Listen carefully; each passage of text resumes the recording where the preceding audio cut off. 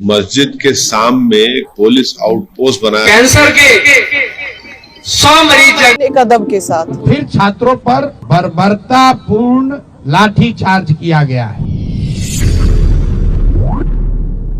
अब जब उत्तर प्रदेश सरकार के पास मस्जिद के सामने एक पुलिस आउटपोस्ट बनाया जा रहा है और पुलिस आउटपोस्ट का जो फाउंडेशन है वो भी उसमें सेकुलर तरीके से नहीं किया जा रहा है, तो हम ये पूछना चाह रहे हैं कि इतना पैसा आपके लिए अगर है तो आप संभल में हो या जहां जहां उत्तर प्रदेश में मुस्लिम इलाके हैं वहां पर आप स्कूल बनाइए ना, अस्पताल बनाइए, वहां पर पुलिस स्टेशन, पुलिस आउटपोस्ट, शराब खाने तो आप बहुत खोल चुके हैं मुस्लिम इलाकों में।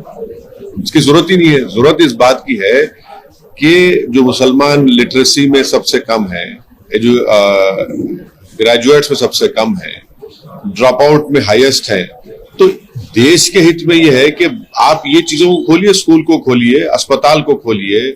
माल न्यूट्रिशन है, स्टंटेड बच्चे हैं, बजाय उसके आप सिर्फ वही स्टीरियोटाइप इमेज शक करने की जो आपकी सोच है, उस शक करने की सोच को आप मजबूत कर रहे हैं इस तरह की हरकतें कर संभल में। फिर 5 लोगों की मौत हो गई फायरिंग से, उसके जिम्मेदार कौन है किसी को पता नहीं है। तो ये सब जो किया जा रहा है ये एक कम्युनल माइंडसेट है और उसी का मजाहरा हम देख रहे हैं जो संभल में हो रहा है। यूएपी और बॉम्ब ब्लास्ट का केस था, किसने टिकट दिया? या फिर ये जो दिल्ली का मुख्यमंत्री है, इनके ऊपर खुद केस चल रहा है, इनके कई मंत्रियों पर केस चल रहा है। तो ऐसा है ना कि जो शीशे के घर में खुद रहते हैं वो दूसरे के घर पर पत्थर नहीं फेंकना चाहिए। यकीनन हम दिल्ली के चुनाव में लड़ेंगे और कितने उम्मीदवार खड़ा करेंगे वो हमारे वहां के अध्यक्ष तय करेंगे। 100 मरीज अगर मर रहे हैं और उनमें मैंने 5 लोगों को भी बचाने का काम कर दिया तो इस चीज को अल्लाह पाक देख रहा होगा। और मैं उनको चैलेंज कर रहा हूं अपने एक बच्चे को एमबीबीएस करा दें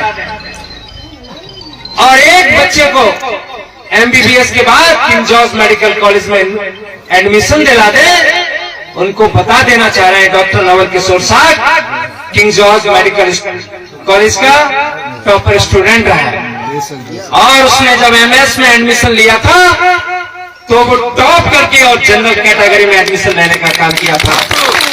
उनको ये भी बता देना चाह रहे हैं यूपीएससी 2012 की परीक्षा का रिजल्ट उठा के देख लें, पूरे उत्तर प्रदेश की परीक्षा में डॉक्टर नवल किशोर का नाम सबसे पहले रैंक में आया था। उनको ये भी बताना होगा कि अपने दुनिया के किसी भी डॉक्टर को लेके आए और कैंसर का ऑपरेशन करा के ले आए, जो दूसरा डॉक्टर 10 घंटे में करता होगा, डॉक्टर नवल किशोर अगर 1 घंटे में नहीं करते तो आप जो चाहे वो कर सकता है। मजहब नहीं सिखाता आपस में बैर रखना, हिंदी है हम, हिंदुस्ता है हमारा। लड़कियों को पूरी आज़ादी मेरे मम्मी पापा चाचा वगैरह ने दी है कि वो जो करना चाहे पढ़ना चाहे वो करें, लेकिन एक अदब के साथ। जो समानता, एकता और अखंडता की बात है सिर्फ कांग्रेस पार्टी कर सकती है। यहाँ सभी धर्मों की समानता है और महिलाओं का जो सम्मान कांग्रेस पार्टी दे सकती है, इसका सबसे बड़ा उदाहरण इंदिरा गांधी जी है। सोनिया गांधी जी का भी सेक्रीफाइस हम कभी नहीं भूल सकते। उन्होंने देश के लिए बहुत बड़ा सेक्रीफाइस किया है और मेरा ये खुद का भी मोटिव है लाइफ के अंदर कि अगर मैं जिंदगी में कुछ अच्छा बन पाई तो मैं ऐसी महिलाओं के लिए कार्य जरूर करूंगी जो समाज में प्रताड़ित है। बस यही सपना है कि मैं इसी विचारधारा के साथ कांग्रेस पार्टी से जुड़ी रहूं और मैं देश के लिए, महिलाओं के लिए कुछ कर सकूं। प्रशासन को सूचित किया गया था कि छात्र, चूंकि गर्दनी बाग धरना स्थल पर जगह कम है, सब छात्र एक साथ बैठकर बात करना चाहते हैं। इसके लिए गांधी मैदान में गांधी मूर्ति के पास सारे छात्र एक साथ बैठेंगे। वहीं पर छात्र संसद में ये तय किया जाएगा कि आगे का रास्ता क्या होगा। सरकार का जो पहला कहना है कि हमने परमिशन नहीं दिया, ये बिल्कुल सरासर गलत है। परमिशन का कोई सवाल ही नहीं है। गांधी मैदान सार्वजनिक जगह है, वहाँ लोग दौड़ने के लिए, बैठने के लिए, बातचीत करने के लिए जाते ही रहते हैं। अगर सरकार, इतने बड़े बड़े बंगलों में सरकार के मंत्री पदाधिकारी रह रहे हैं, ये बच्चे कहाँ जाएंगे बात करने? ये वहाँ कोई धरना प्रदर्शन नहीं कर रहे थे, आपस में बैठकर बातचीत करने के लिए चूंकि संख्या बड़ी थी तो ये तय किया गया कि गांधी मैदान में गांधी मूर्ति के नीचे बैठकर सब लोग बात करेंगे। आपने खुद देखा सारे छात्र वहाँ जमा हुए, कोई गलती किसी ने नहीं की, कोई हल्ला हंगामा नहीं हुआ, छात्रों ने आपस में बातचीत करी, कोई तोड़ फोड़ नहीं हुई, छात्रों ने अपने आगे का नेतृत्व का चयन किया। फिर वहाँ से हम लोगों ने तय किया कि सरकार को अपनी मांगों को देने के लिए हम लोग जाकर उनको ये ज्ञापन देंगे। चलने से पहले दो निर्णय हुए सर्वसम्मति से। पहला निर्णय ये था कि हम लोग कोई भी ऐसी गतिविधि नहीं करेंगे जिसको सरकार इल्लीगल कह सके, तो हम लोग पैदल चलेंगे, कोई तोड़फोड़ कोई हल्ला हंगामा नहीं होगा, सरकार जहां भी हम लोग को रोकेगी हम लोग वहीं पर बैठ जाएंगे। हम लोग गांधी मैदान से निकले हैं, 10,000 से ज्यादा छात्र वहां से मेरे साथ और बाकी अन्य साथियों के साथ निकले। जब हम लोग जेपी गोलंबर के आसपास पहुंचे हैं वहां पर पुलिस प्रशासन ने हम लोग को रोका। सारे छात्र वहां शांति से बैठे हुए थे। उस दौरान हम लोगों ने वहां के प्रशासन से बातचीत शुरू की इस स्थिति को डिफ्यूज करने के लिए।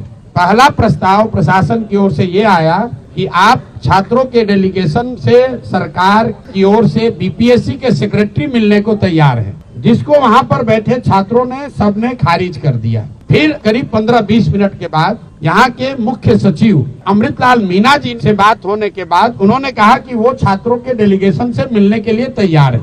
इस बात की हम लोगों ने वहाँ घोषणा की।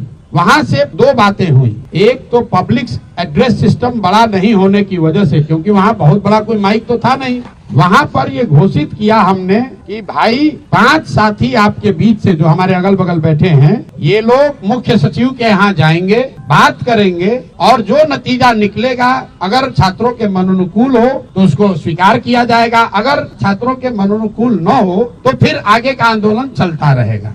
वहाँ से मैंने छात्रों से अपील की कि सारे लोग आप लोग चलिए, जिसको घर जाना है घर जाइए, जिसको वापस गांधी मैदान चलना है गांधी मैदान चलिए। वहाँ से मैं निकला हूँ और बिस्कोमान पर मैंने फिर मीडिया के कई साथियों को वहाँ पर ये सारी बातें मैंने बताई है। फिर बिस्कोमान से गांधी मैदान वापस जाकर हम 45 मिनट तक बैठे रहे हैं। जो छात्र भी हमारी बात सुन पाए थे वो सब छात्र हमारे साथ वापस वहाँ गए। 10,000 से ज्यादा का जो क्राउड था, आधे से ज्यादा लोग चले गए। 1,000-2,000 लोग वहाँ टिके रहे। उसमें अलग अलग मत के लोग थे। कुछ लोगों का ऐसा मानना था कि भैया हम लोग यहाँ आ गए हैं, अब हम लोग पीछे नहीं हटेंगे, हम लोग को यहीं बैठे रहना है। कुछ लोग हम लोग की ओर से प्रयास कर रहे थे समझाने का कि भाई अगर आपको बैठना भी है तो चल के गांधी मैदान पर फिर बैठा जाए। हमने वहाँ बैठकर बुलाने की कोशिश भी की। कुछ छात्र नेता आए, कुछ नहीं आए। सिट आउट खत्म होने के 45 मिनट के बाद मुझे ये सूचना मिली कि पुलिस ने वहाँ पहले वाटर कैनन का प्रयोग किया और फिर छात्रों पर बर्बरतापूर्ण लाठी चार्ज किया गया है। तो पहली बात मैं आपको क्लियर करना चाहता हूँ कि प्रशांत किशोर वहाँ से नहीं हटे हैं। प्रशांत किशोर के हटने के बाद पुलिस ने लाठी चार्ज किया है।